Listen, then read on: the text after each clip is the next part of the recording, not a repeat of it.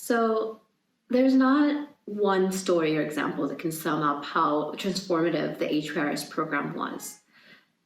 Instead, it was a slow, cumulative experience that taught me that my perspectives were important. And what I mean by that is that a lot of scholars from underserved, marginalized neighborhoods and communities throughout the US sometimes feel that our perspectives are not sufficient to motivate our research. I've come from an immigrant background. My family immigrated to the US, and that motivates a large portion of my research. And sometimes it felt like I had to prove more, do more, to show that this mattered. But that's not necessary. In reality, my perspectives are what makes me a unique scholar that can transform immigrant communities, at least in a small way. And the HPRS program helped me do that. Understanding of leadership has changed a lot in the last few years.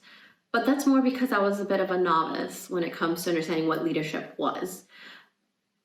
I've always felt like, at least when I was younger or less experienced, that leadership was something that people with power did.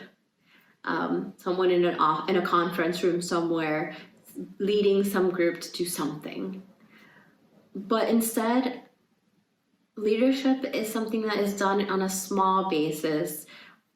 All these daily decisions that we make about how we are going to advocate for ourselves and advocate for our communities, whether that be something as small as doing, setting up in a room for your neighborhood in a community meeting, or the research that you conduct.